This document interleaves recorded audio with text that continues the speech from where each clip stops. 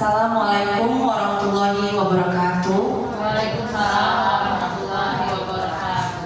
Salam sejahtera untuk kita semua.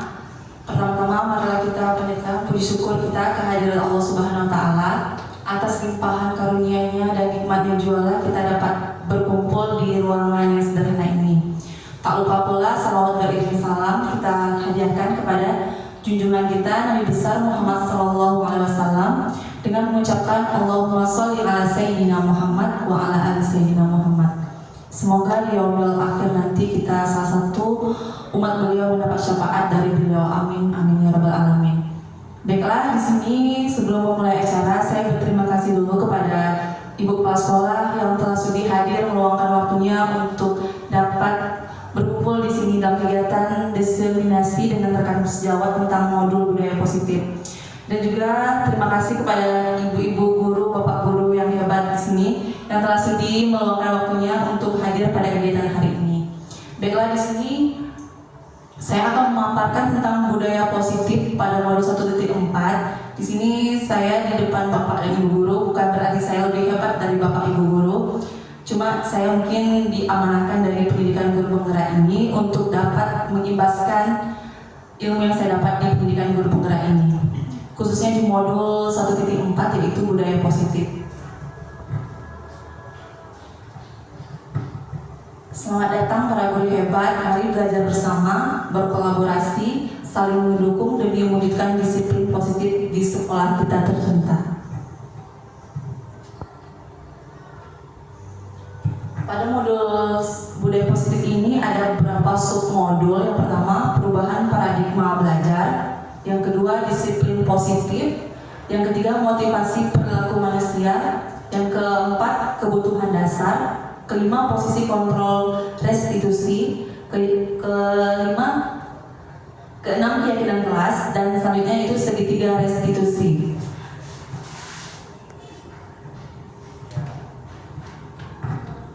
Pertama kita belajar tentang perubahan paradigma belajar, yaitu pembelajaran dengan paradigma baru dirancang berdasarkan prinsip pembelajaran yang terdiferensiasi sehingga setiap siswa belajar sesuai dengan kebutuhan dari tahap perkembangan anak untuk mewujudkan profil pelajar Pancasila. Mungkin kalau di SLP pembelajaran kita sudah berdiferensiasi ya, karena sesuai dengan kebutuhan anak dan sesuai dengan ketunaan atau hambatan yang dimilikinya. Tapi mungkin berpihak pada murid mungkin belum, karena sekarang ini pembelajaran itu harus berpihak pada murid. Di kurikulum Merdeka, pembelajaran itu harus berpihak pada murid sesuai dengan kodrat alam dan kodrat zaman anak.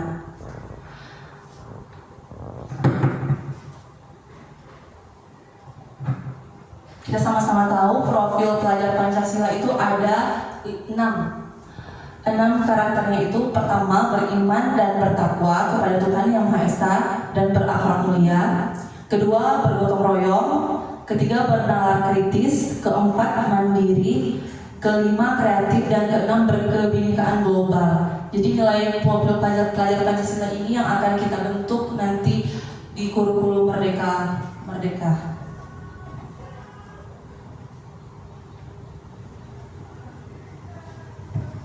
Perubahan paradigma belajar yaitu perubahan paradigma stimulus respon dan teori kontrol.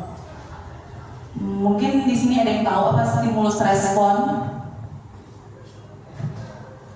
Ya, Bu Ani?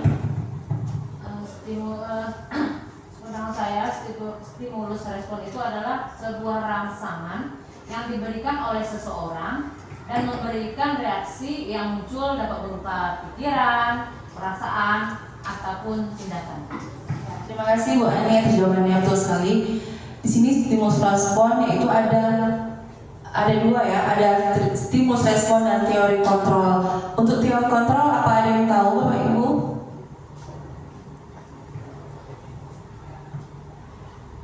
Ya, teori kontrol adalah salah satu tindakan untuk mengontrol apa yang dari luar, dari dalam diri seseorang ya. Di sini ada dua, stimulus dan teori kontrol. Stimulus respon itu misalnya kita mencoba mengubah orang agar berpandangan sama dengan kita. Sedangkan di teori kontrol yaitu kita berusaha memahami pandangan orang lain tentang dunia. Jadi dia bertolak belakang dengan stimulus respon. Yang kedua, perilaku buruk dilihat sebagai suatu kesalahan. Kalau di teori kontrol itu semua perilaku memiliki tujuan. Ketiga, orang lain bisa mengontrol saya. Sedangkan di teori kontrol hanya Anda yang bisa mengontrol diri Anda. Keempat, stimulus responnya itu saya bisa mengontrol orang lain. Tapi di teori kontrol itu Anda tidak bisa mengontrol orang lain. Selanjutnya itu pemaksaan ada pada saat rujukan gagal. Kalau di teori kontrol itu kolaborasi dan konsensus menciptakan pilihan-pilihan baru. Sedangkan di stimulus respon, model berpikirnya menang atau kalah. Tapi di teori kontrol itu model berpikir menang sama menang. Sini selanjutnya itu disiplin positif dan nilai-nilai kebajikan universal. Menurut Dr. William Glasser, ada beberapa miskonsepsi tentang makna kontrol. Yang pertama yaitu ilusi. Sini saya ingin bertanya, ilusi, apakah ada yang tahu ilusi?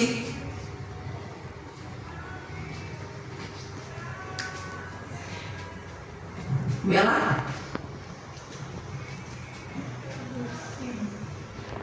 Ilusi.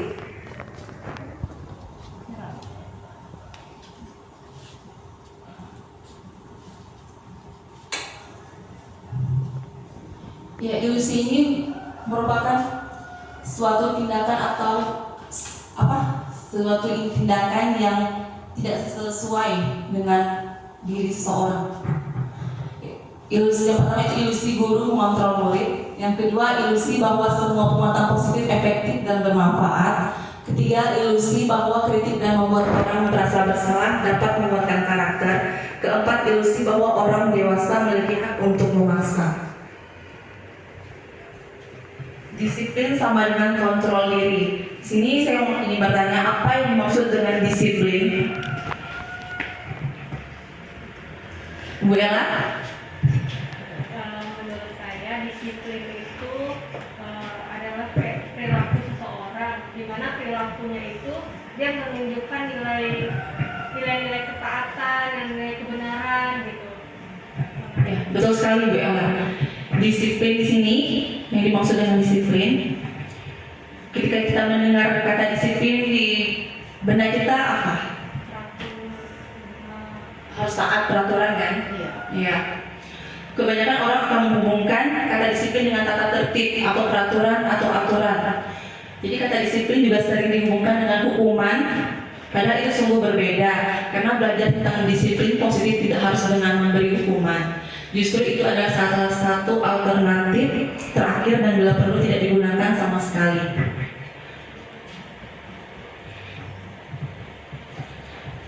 Di sini makna disiplin yaitu berasal dari bahasa Latin yaitu disciplina yang artinya belajar. Makna asal dari kata ini berkonotasi dengan disiplin dari diri murid-murid atau Socrates dan Plato. Disiplin diri membuat orang menggali potensinya menuju sebuah tujuan apa yang dia hargai. Namun dalam budaya kita makna disiplin telah berubah menjadi sesuatu yang dilakukan seseorang pada orang lain untuk mendapatkan kepatuhan. Kecenderungan umum adalah menghubungkan kata disiplin dengan ketidaknyamanan, bukan dengan apa yang kita hargai atau pencapaian satu tujuan mulia.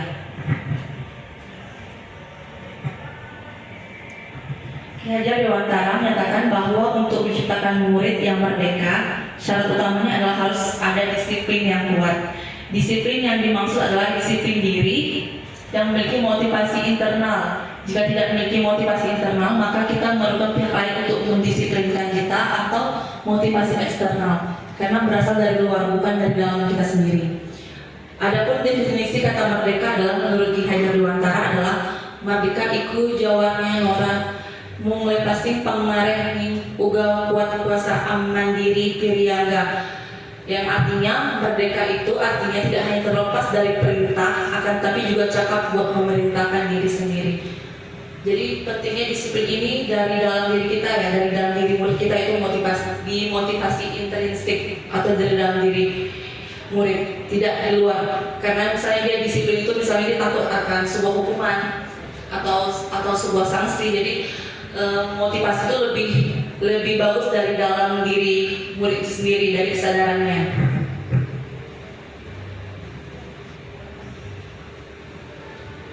Disiplin sebagai bentuk kontrol diri yaitu belajar untuk mengontrol diri agar dapat mencapai suatu tujuan mulia.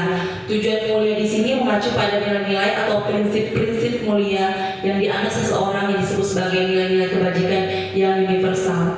Nilai-nilai kebajikan itu banyak sekali ya ibu dan Pak Guru, itu seperti nilai saling menghormati, bertanggung jawab, mandiri. Itu adalah salah satu nilai-nilai kebajikan. Nilai kebajikan adalah sifat positif manusia yang merupakan tujuan mulia yang ingin dicapai setiap individu.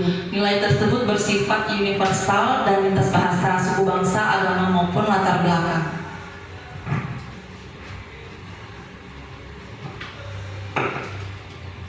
Kita explain dulu ya. Cluenya berhitung.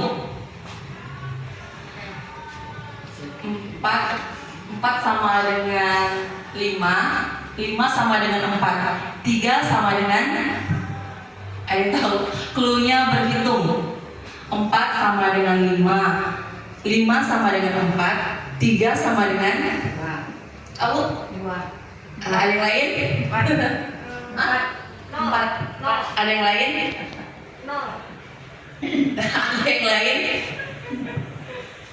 Tadi 3 sama 3 sama dengan 4. 3 sama 4. Iya, sama dengan 4. Iya, betul sekali. Kita ulang lagi ya. 2 sama dengan 3, 1 sama dengan 4, 5 sama dengan, ya begini, 4. iya, pintar. Jadi cluenya berhitung huruf. Iya, betul sekali begini. 2 sama dengan 3. 2. Ada huruf kan 2. Hurufnya ada 3. Jadi cluenya berhitung.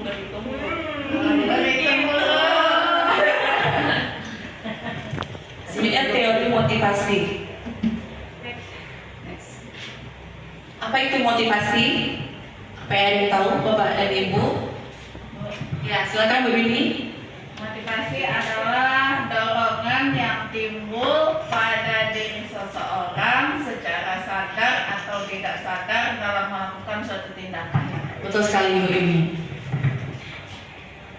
Di sini motivasi adalah serangkaian sikap dan nilai-nilai yang mempengaruhi individu untuk mencapai hal yang spesifik sesuai tujuan individu. Sikap dan nilai tersebut merupakan suatu invisible yang memberikan kekuatan untuk mendorong individu dalam mencapai tujuan.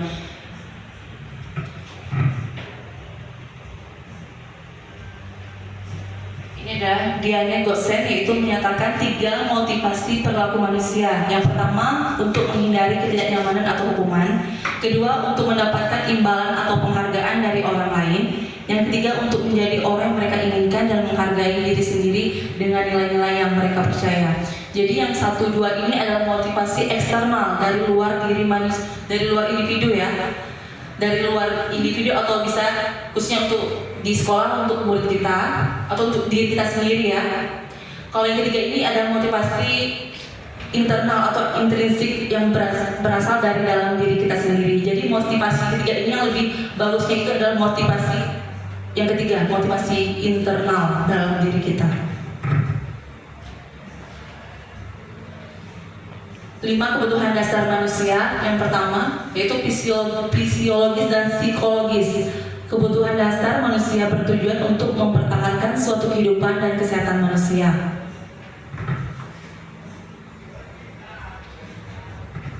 Lima kebutuhan dasar manusia. Yang pertama itu bertahan hidup.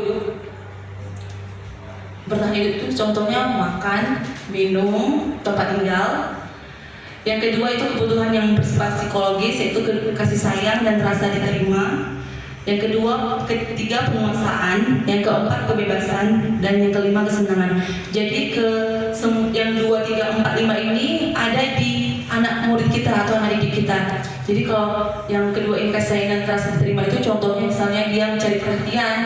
Mungkin di rumah dia kurang perhatian dari orang tuanya. Jadi dia cari perhatian di sekolah. Yang ketiga, penguasaan. Misalnya seseorang atau anak murid kita yang suka melakukan berkuasa gitu kan, merasa dirinya lebih hebat tuh. Ini di sini ada kebutuhan penguasaan. Yang keempat, kebebasan. Bu Ella, contohnya seperti apa? Kebebasan? Kayaknya lebih ke anak yang baru puber ya. Anak-anak yang baru puber kayak dari SD ke SMP itu kan kayak itu biasanya di SD itu diapain terus sama orang tuanya. Jadi merasa di SMP dia mau bebas gitu, Tidak mau diatur ya, terus gitu. Ya, tidak mau diatur ya, betul sekali. Yang kelima, kesenangan. Kesenangan seperti apa? Kesenangan itu misalnya seperti bermain, karena kodrat anak itu adalah bermain. Jadi kita bisa bermain sambil belajar.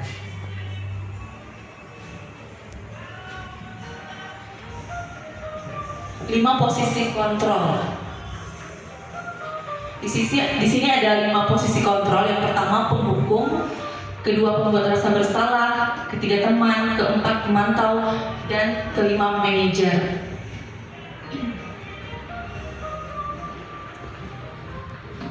Posisi kontrol restitusi. Restitusi adalah proses menciptakan kondisi bagi murid untuk memperbaiki kesalahan mereka, sehingga mereka bisa kembali pada kelompok mereka dengan karakter yang lebih kuat. Restitusi juga merupakan proses kolaboratif yang mengajarkan murid untuk mencari solusi untuk mereka dan membantu murid berpikir tentang orang seperti apa yang mereka inginkan menjadi tujuan mulia dan bagaimana mereka harus memperlakukan orang lain. Ini menurut dosen pada tahun 2004. Posisi kontrol restitusi. Ada 9 ciri-ciri restitusi. Yang pertama, bukan untuk menebus kesalahan, namun untuk belajar dari kesalahan. Ini di garis besar ya, belajar dari kesalahan. Kedua, memperbaiki hubungan. Ketiga, tawaran atau paksaan. Keempat, restitusi menuntut untuk melihat ke dalam diri. Kelima, restitusi mencari kebutuhan dasar yang mendasari tindakan. Keenam, restitusi diri adalah cara yang paling baik. Yang ketujuh, restitusi fokus pada karakter bukan tindakan. Kedelapan, restitusi fokus pada solusi. Yang kesembilan, restitusi mengembalikan muridnya yang berbuat salah pada kelompoknya.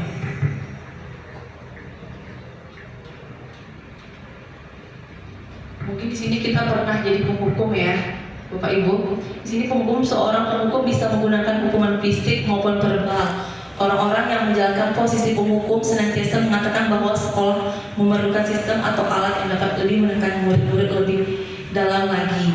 Ciri-ciri penghukum yaitu nada suara tinggi, bahasa tubuh seperti melotot, dan jari menunjuk-nunjuk menghardik. Akibatnya kemungkinan murid marah dan dendam atau bersifat agresif. Mungkin dari kita pernah melakukan tersebut ya, Bapak Ibu. Penghukum membuat rasa bersalah. Pada posisi ini biasanya guru akan bersuara lebih lembut. Pembuat rasa bersalah akan menggunakan keheningan yang membuat orang lain merasa tidak nyaman, bersalah atau rendah diri. Ciri-ciri posisi pembuat rasa bersalah itu nada suara memelas, halus, sedih. Bahasa tubuhnya merapat pada anak, lesu, akibatnya murid akan merasa bersalah. Bersalah telah mengecewakan ibu atau bapak gurunya. Murid akan merasa menjadi orang yang gagal dan tidak sanggup membahagiakan orang lain. Kadang-kala sikap seperti ini lebih berbahaya dari sikap penghukum, karena emosi akan tertanam rapat dalam murid menahan perasaan. 3, teman. Guru pada posisi ini tidak akan menyakiti murid, namun akan tetap berupaya mengontrol murid melalui persuasi. Posisi teman pada guru bisa negatif ataupun positif. Positif di sini berupa hubungan baik yang terjalin antara guru dan murid. Guru di posisi teman menggunakan hubungan baik dan humor untuk mempengaruhi seseorang. Hal negatif dari posisi teman adalah bila suatu saat guru tersebut tidak membantu, maka murid akan kecewa dan tidak mau lagi berusaha. Hal lain yang mungkin timbul adalah murid hanya akan bertindak untuk guru tertentu dan tidak untuk guru lainnya. Murid akan tergantung pada guru tersebut. Ciri-ciri posisi teman yaitu nada suara ramah, akrab, dan bercanda, bahasa tubuh merapat pada murid, mata dan senyum jenaka. Jadi untuk posisi teman juga tidak baik ya kita untuk seorang guru. Mungkin saya juga pernah merasa seperti ini. Mungkin menganggap anak tunarungu itu bisa diajak sebagai teman, jadi itu mungkin salah ya. Jadi Selanjutnya itu pemantau. Memantau berarti mengawasi. Pada saat kita mengawasi, kita bertanggung jawab atas perilaku orang-orang yang kita awasi. Posisi pemantau berdasarkan pada peraturan-peraturan dan konsekuensi. Dengan menggunakan sanksi atau konsekuensi, kita dapat memisahkan hubungan pribadi kita dengan murid. Sebagai seseorang yang menjalankan posisi pemantau, seorang pemantau sangat mengandalkan penghitungan catatan data yang dapat digunakan sebagai bukti atas perilaku seseorang. Posisi ini akan sendiri berawal dari menggunakan stiker, slip catatan, daftar cek. Posisi pemantau sendiri berawal dari teori stimulus respon yang menunjukkan tanggung jawab guru dalam mengontrol murid. Ciri-ciri posisi pemantau yaitu nada suara datar, bahasa tubuh yang formal. Dampak pada murid adalah memahami konsekuensi yang harus dijalankan karena telah melanggar salah satu peraturan sekolah, namun murid tetap dibuat tidak nyaman. Jadi posisi pemantau juga tidak baik yang kita lakukan ya. Posisi manajer adalah posisi di mana guru berbuat sesuatu bersama dengan murid, mempersilahkan murid mempertanggungjawabkan perilakunya, mendukung murid agar dapat menemukan solusi atas permasalahannya sendiri. Seorang manajer telah memiliki keterampilan di posisi teman maupun pemantau, dan dengan demikian bisa jadi di waktu-waktu tertentu kembali kepada kedua posisi tersebut bila diperlukan. Namun bila kita menginginkan murid-murid kita menjadi manusia merdeka, manusia dan mandiri dan bertanggung jawab, maka kita perlu mengacu kepada restitusi yang dapat menjadikan murid kita seorang manajer bagi diri sendiri. Di posisi manajer, murid diajak untuk menganalisis kebutuhan dirinya maupun kebutuhan orang lain. Di sini penekanan bukan pada kemampuan membuat konsekuensi, namun dapat berkolaborasi dengan murid bagaimana memperbaiki kesalahan yang ada. Tugas seorang manajer bukan untuk mengatur perilaku seseorang, kita membimbing murid untuk dapat mengatur dirinya. Seorang manajer bukan memisahkan murid dari kelompoknya, tapi membantu murid tersebut ke kelompoknya dengan lebih kuat dan lebih baik dan kuat. Ciri-ciri posisi manajer itu nada suara tulus, bahasa tubuh tidak kaku, mendekat ke murid. Dampak bagi murid adalah akan terbentuk murid bertanggung jawab, reflektif dan mandiri. Jadi posisi ada 5 dengan posisi kontrol guru. Yang pertama itu membuat rasa bersalah, teman, pemantau, penghukum, dan manajer. Jadi kelima posisi kontrol ini mana yang lebih baik? Manajer ya, jadi setuju ya, manajer.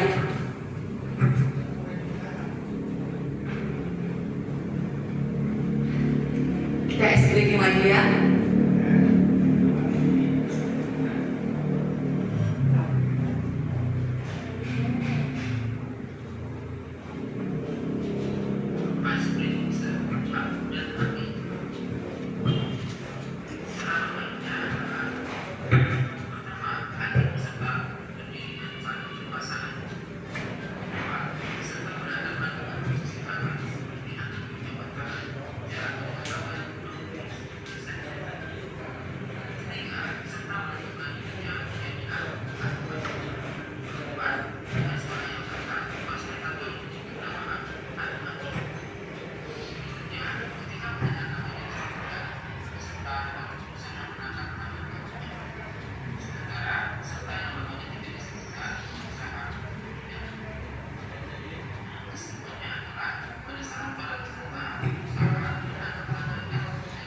Kita berdiri dulu Bapak Ibu ya, berpasang-pasangan ya.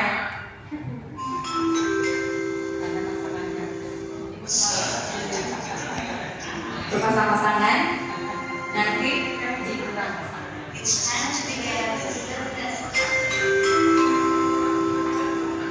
bisa Ella sama Ibu Ani, Kak Yuli sama Bu Eti. Ke depannya.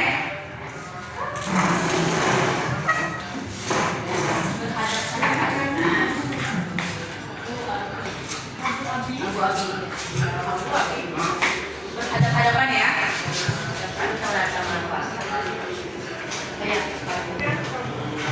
Jadi di sini permainannya itu Aku dan Abi. peserta berhadapan dengan posisi tangan seperti akan berjabat tangan. Peserta menentukan dirinya menjadi Abu dan Abi. Siapa menjadi Abu dan siapa menjadi Abi? Aku Abi. Aku Abi.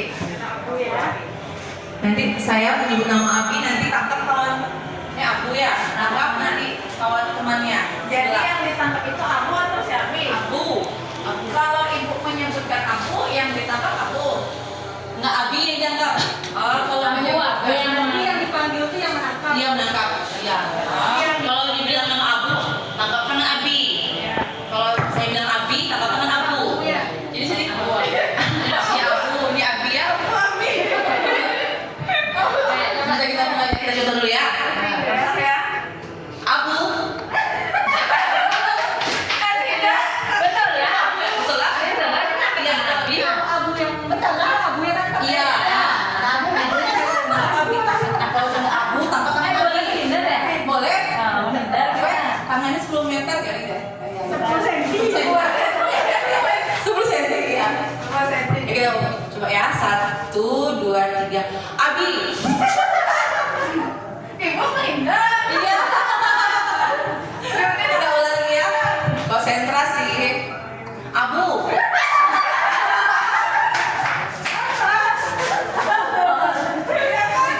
Ulang lagi ya. Abi. Dapat. Dapat ya kalian? Dapat. Oh, yang mana? Sekali lagi ya. Abu. Oke, terima kasih Ibu. Terima kasih Ibu.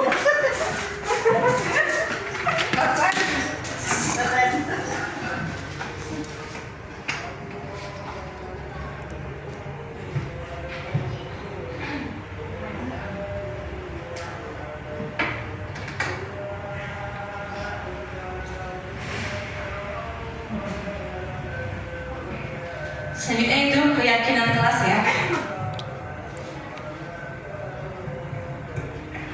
Mengapa tidak peraturan saja? Mengapa harus keyakinan kelas?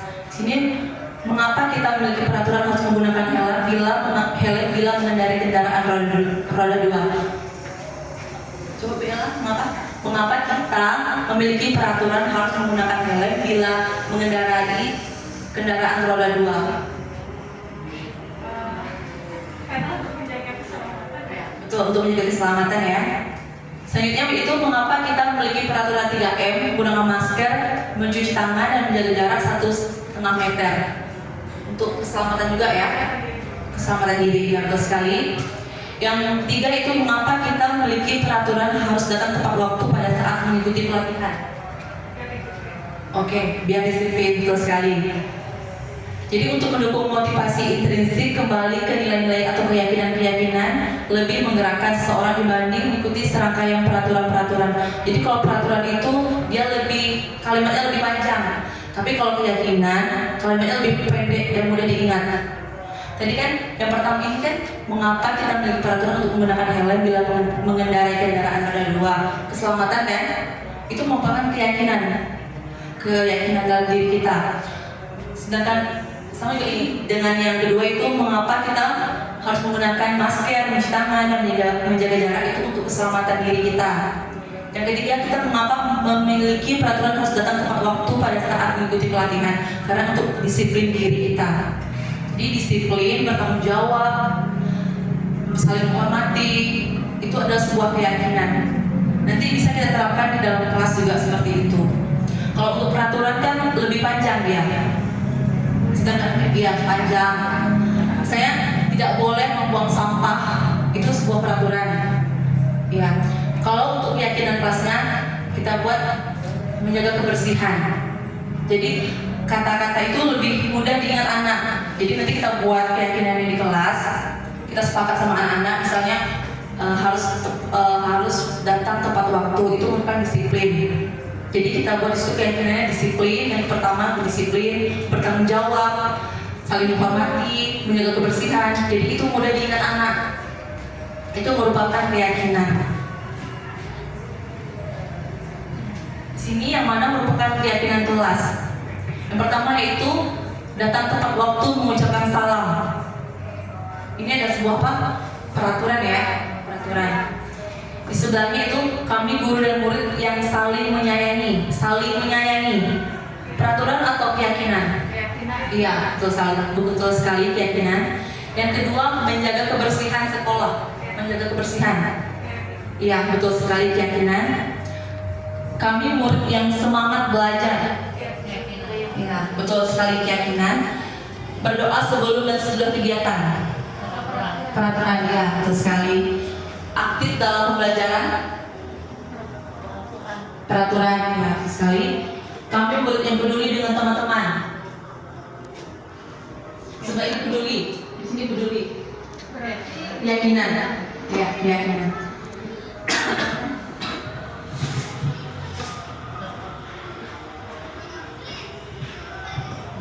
Di sini ada peraturan dan keyakinan kelasnya. Jika peraturannya selalu kembalikan buku ke tempatnya, kalau di keyakinan apa? Sifatnya seperti apa itu? Bertanggung jawabkah atau disiplin? Bertanggung jawab, ya, betul sekali, bertanggung jawab. Yang kedua, dilarang mengganggu orang lain. Kalau keyakinannya seperti apa? Saling menghormati? Bisa? Iya. Terus yang ketiga, hadir di sekolah 15 menit sebelum pembelajaran dimulai. Iya, betul sekali, disiplin. Dilarang melakukan kekerasan. Ya, boleh saling menyayangi. Nanti kita lihat jawabannya ya. Yang keempat, yang kelima lagi, dilarang menggunakan narkoba. Jadi peraturannya kalau di keyakinannya seperti apa?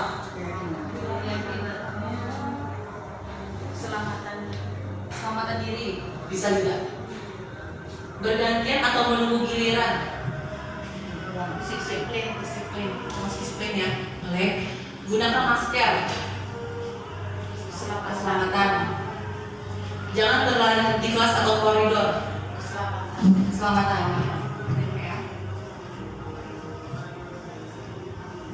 Ya, betul sekali. Jadi tanggung jawab yang selalu kembalikan buku ke tempatnya. Kalau di keyakinan itu tanggung jawab. Kalau peraturannya dilarang mengganggu orang lain, itu keyakinannya menghormati orang lain. Hadir di sekolah 15 menit sebelum pembelajaran dimulai. Di keyakinannya itu menghormati orang lain atau berkomitmen. Yang keempat, peraturannya itu dilarang melakukan kekerasan. Di keyakinan itu bisa keselamatan, menghormati orang lain juga bisa. Yang kelima itu dilarang menggunakan narkoba. Di keyakinan itu kesehatan. Selain itu peraturannya bergantian atau menunggu giliran. Keyakinannya itu menghormati orang lain, bersabar, gunakan masker yaitu kesehatan atau keselamatan, dan jangan berlari di kelas atau koridor itu keselamatan dan keamanan. Jadi kalau keyakinan itu tidak panjang ya, mudah diingat untuk anak-anak didik kita. Ini saya sudah melakukan kegiatan membuat keyakinan kelas. Yang pertama, berdiskusi tentang peraturan bersama murid di kelas. Yang kedua, merumuskan peraturan menjadi keyakinan. Dan yang ketiga, menempelkan keyakinan di kelas menggunakan post-it atau sticky note.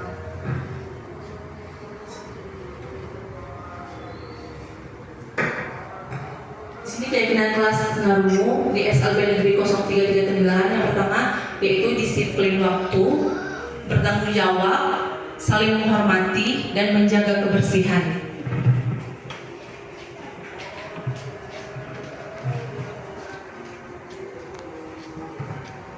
Bagaimana pembentukan keyakinan kelas?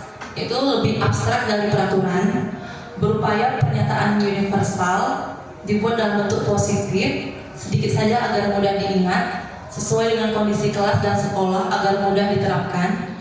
Semua warga kelas atau sekolah dilibatkan dalam membuat keyakinan kelas.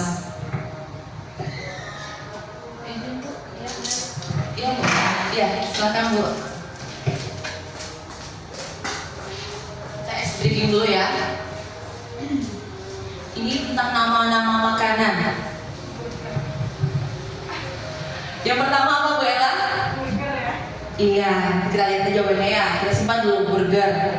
Yang kedua, Yang mana tuh? yang keduanya sebelah sana, samping ya. Nama makanan. Spaghetti. Spaghetti dikira kunci. Apa lagi? Spaghetti. Apa? Bella? Maksudnya ya? Ada vaksin. Maksudnya boleh juga apa? Jawab aja. Kita kunci jawabannya ya.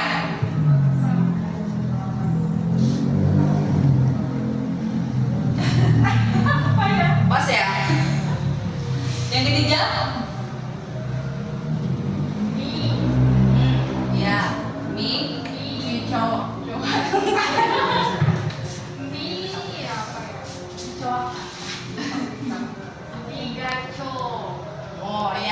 Kunci jawabannya ya. Yang keempat, Makanan ya? makanan ya, nama makanan. Sesokai. Apa itu? Bakso. Ya, bakso. Bakso aci. Iya, kita kunci ya jawabannya ya. Pecinta kue kan? Tahu ya untuk makanan. Iya, betul sekali. Yang kedua dia yang tahu ya, pisang kepit. Kue ternyata. Kirain kamu sih tadi. Iya kayak gitu. Ada sit-sitnya. Ada sini ya dia mengecoknya.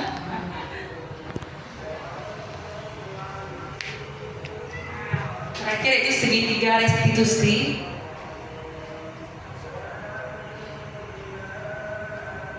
Segitiga restitusi ini ada 3 ya, berbentuk segitiga. Yang pertama pertama kita menstabilkan identitas, lalu kita memvalidasi tindakan yang salah, dan terakhir kita menanyakan keyakinan.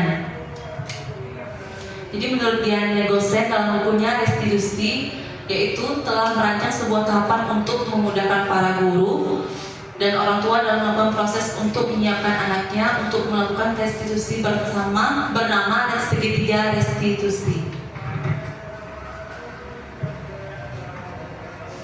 Di sini menstabilkan identitas itu yaitu bagian dasar dari segitiga bertujuan untuk mengubah identitas anak dari orang yang gagal karena melakukan kesalahan menjadi orang yang sukses.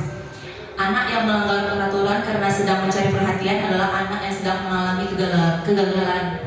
Dia mencoba untuk memenuhi kebutuhan dasarnya, namun ada benturan. Kalau kita mengkritik dia, maka kita akan tetap membuatnya dalam posisi gagal. Kalau kita ingin menjadi reflektif, maka kita harus meyakinkan si anak dengan cara mengatakan kalimat-kalimat ini. Yang pertama, berbuat salah itu tidak apa-apa. Yang kedua, tidak ada manusia yang sempurna. Yang ketiga, saya juga pernah melakukan kesalahan seperti itu. Keempat, kita bisa menyelesaikan ini. Bapak dan ibu tidak tertarik mencari siapa yang salah, tapi bapak dan ibu mencari solusi dari permasalahan ini. Selanjutnya itu, kamu berhak merasa begitu, dan apakah kamu sedang menjadi teman yang baik buat dirimu sendiri. Jadi ada beberapa pertanyaan yang akan kita utarakan atau kita sampaikan kepada anak yang berbuat kesalahan.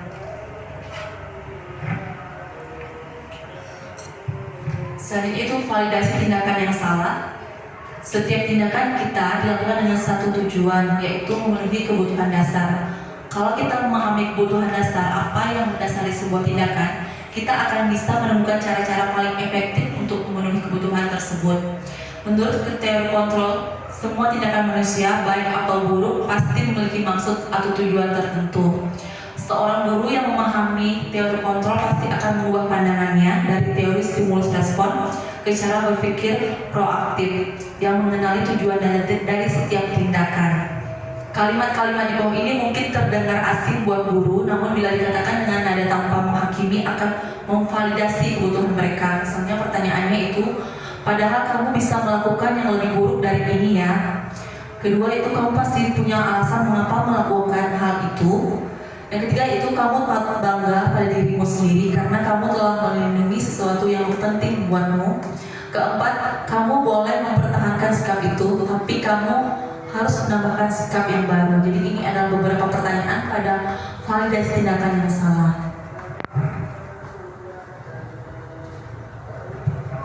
Selanjutnya itu menanyakan keyakinan. Teori kontrol menyatakan bahwa kita pada dasarnya termotivasi secara internal ketika identitas sukses telah tercapai langkah 1 dan langkah 2 tadi, maka anak akan siap untuk dihubungkan dengan nilai-nilai yang dia percaya, itu nilai-nilai dalam keyakinan kelas yang kita buat tadi, dan berpindah menjadi orang yang dia inginkan. Pertanyaan-pertanyaan di bawah ini menghubungkan keyakinan anak dengan keyakinan kelas atau keluarga. Misalnya pertanyaannya itu, apa yang kita percaya sebagai sebuah keyakinan kelas atau di dalam keluarga. Kedua itu, apa nilai-nilai umum yang kita telah sepakati. Yang ketiga, apa bayangan kita tentang hasil ideal. Yang keempat yaitu, kamu mau jadi orang yang seperti apa.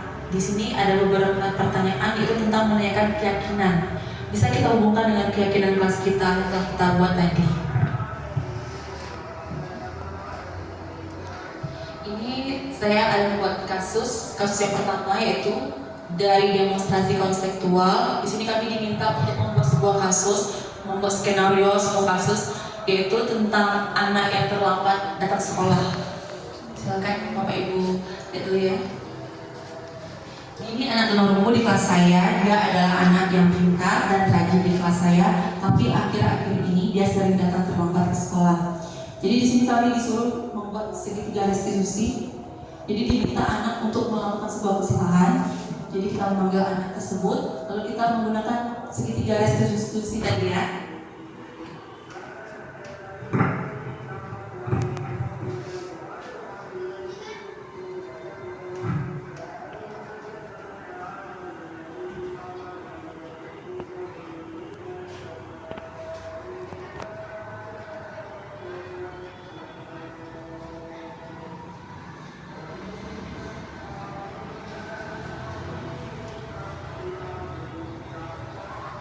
Di sini saya menggunakan menstabilkan identitas dengan cara menaikkan. Ibu mendapat laporan dari guru piket katanya ini sering terlambat. Ini sebuah menstabilkan identitas anak ya.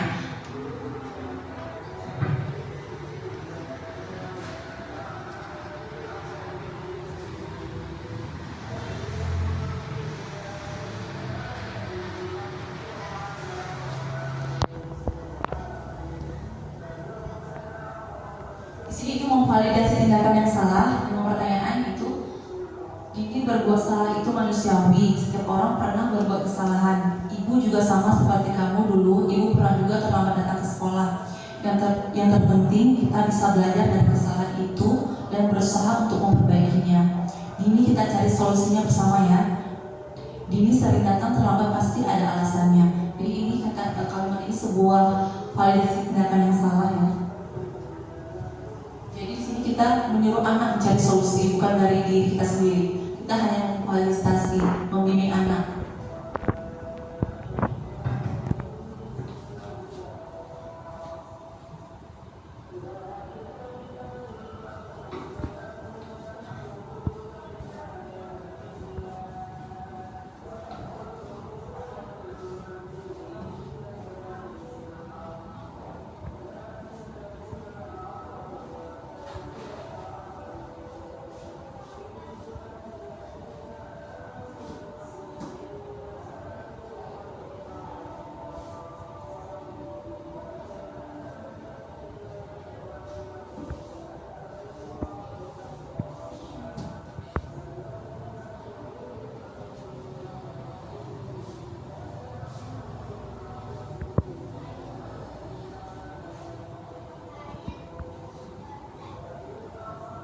Itu menaikkan keyakinan.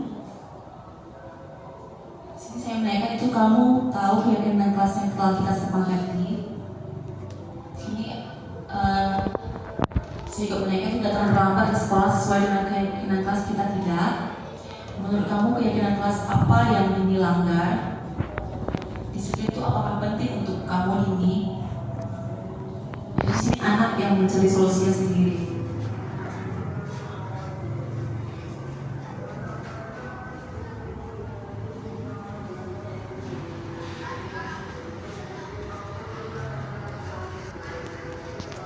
Kasus kedua yaitu Supi adalah anak kelas tunarungu di kelas saya. Pada saat ulangan matematika, Supi ketahuan mencontek jawaban dari temannya ini.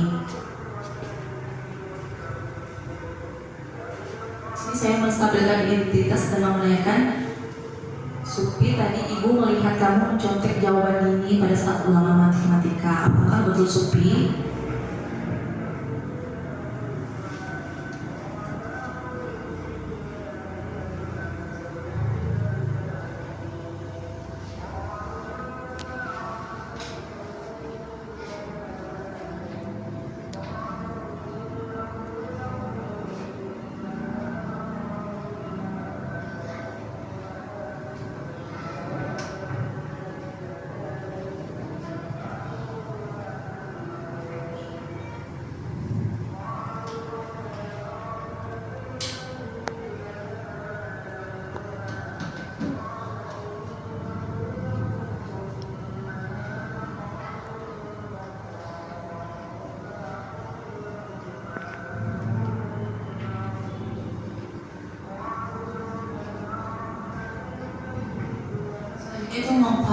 memvalidasi tindakan yang salah.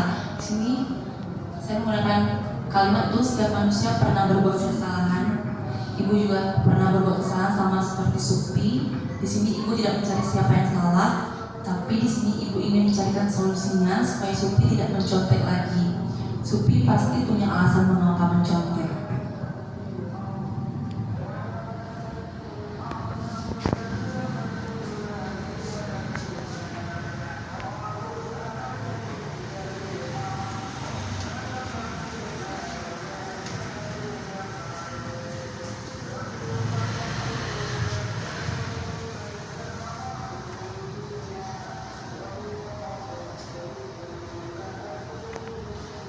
Terakhir yaitu menanyakan keyakinan. Di sini saya menggunakan kalimat, Supi masih ingat tidak keyakinan kelas yang kita buat minggu kemarin? Supi yakin perbuatan jujur baik untuk diri kita. Kira-kira apa yang Supi lakukan untuk tidak mencontek lagi? Karena mencontek ini merupakan perbuatan yang tidak jujur. Jadi sini anak sendirilah yang menemukan solusinya. Kita sebagai guru hanya memfasilitasi menggunakan segitiga restitusi.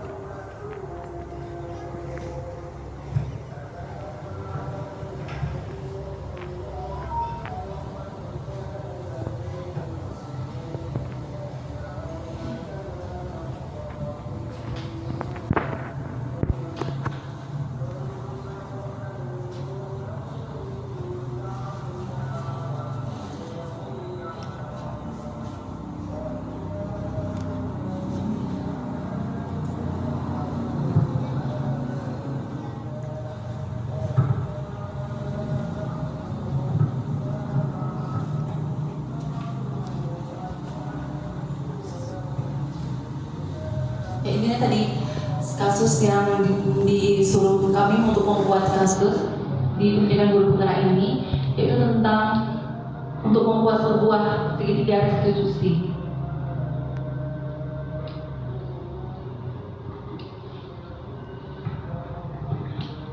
Mungkin sekian dari saya, penyampaian saya. Mungkin ada yang mau bertanya mengenai segitiga restitusi ini atau tentang keyakinan kelas, disiplin positif.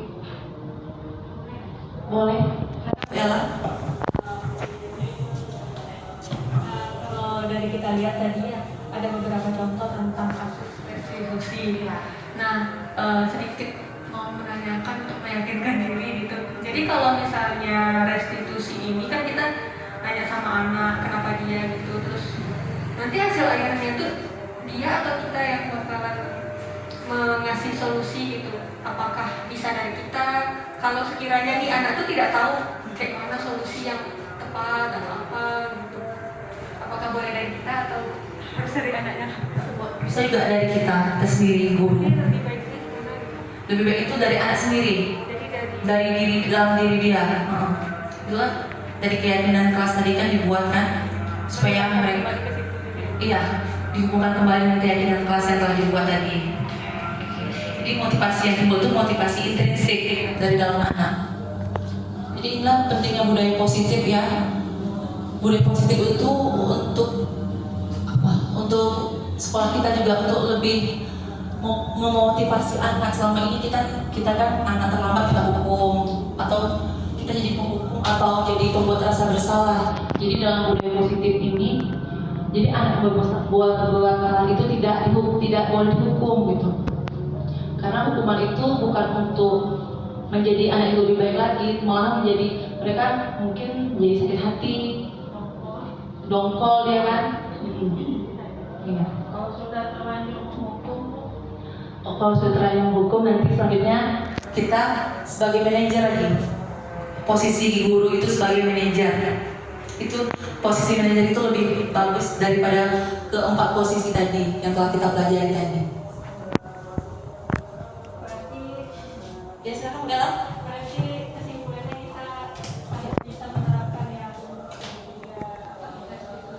Silakan Ibu Ella merefleksikan kegiatan hari ini. Setelah kita melihat paparan dari Ibu Nurul, kalau menurut saya hal yang harus kita lakukan ke depannya, kita kurangilah ya, seperti hukuman atau teguran, atau kayak kita tuh mudah-mudahan bisa jadi orang yang bisa memanajer anak. Tapi sebelumnya kita juga harus memanajer diri kita sendiri ya. Karena kita lebih baiknya kan kalau sebelum ngatur anak, kita harus kita ngatur diri kita sendiri, kita kasih contoh, jadi anak tuh bisa meniru yang baik gitu. Dan mudah-mudahan kita bisa menerapkan yang tahapan segi 3 restitusi, mudah-mudahan. Terima kasih Bu Ella, sangat luar biasa sekali. Jadi memberi hukuman itu memang tidak boleh ya. Memberi hukuman dan memberi penghargaan itu juga tidak boleh. Kalau penghargaan itu akan membuat anak lebih cepat puas. Jadi dalam budaya positif juga tidak boleh memberi penghargaan. Penghargaan itu motivasi dari eksternal. Jadi memang anak termotivasi untuk melakukan, misalnya mereka termotivasi untuk mengerjakan tugas, ada hadiahnya atau mendapatkan nilai yang bagus gitu. Tapi itu tidak boleh juga, karena sebagian anak yang pintar mungkin dia merasa cepat puas. Anak yang tidak mendapatkan imbalan mungkin merasa iri melihat temannya sering diberi penghargaan. Jadi itu tidak boleh juga, hukuman dan penghargaan itu. Mungkin sekian dari saya. Yang salah itu mungkin datang dari diri saya, yang benar itu datang dari Allah Subhanahu wa Ta'ala. Mungkin ada sebuah kalimat ya yang sangat memotivasi, yaitu senjata terbaik adalah orang yang senjata terbaik itu bukan orang yang merasa besar seraya menyesalkan orang lain. Senjata terbaik itu adalah mengalah sampai tidak ada satu orang pun yang mampu mengalahkannya. Merendahlah sampai tidak ada satu orang pun yang mampu merendahkanmu.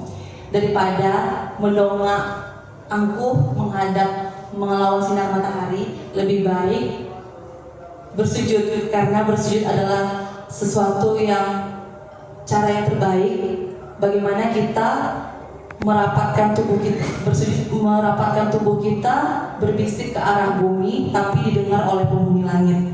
Mungkin sekian dari saya. Wabillahi taufiq wal hidayah. Wassalamualaikum warahmatullahi wabarakatuh.